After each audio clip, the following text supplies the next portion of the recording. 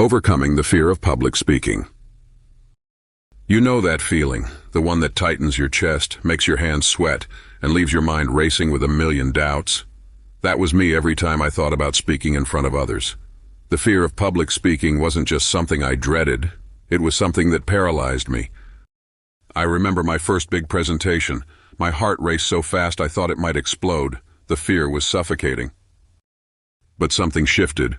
One day I decided I couldn't let this fear control me. I realized that my fear wasn't about the audience at all. It was about my own insecurities, my fear of failing. So I started small. At first, it was just talking in front of a mirror. Then I practiced with a friend. And slowly, those little victories gave me the courage to face bigger crowds. With every mistake, I grew. I learned to embrace the nerves as part of the process, not a barrier. I found comfort in the idea that it wasn't about being perfect. It was about connecting, sharing, and being vulnerable. Today, I'm not perfect, but I've learned to embrace my voice. I've learned that public speaking isn't just about delivering a message. It's about being heard. And when I stand in front of others, I know that my words have power, even if they shake a little. So if you're struggling with the fear of public speaking, remember this. The fear won't disappear overnight, but every step you take brings you closer to the person you were always meant to be.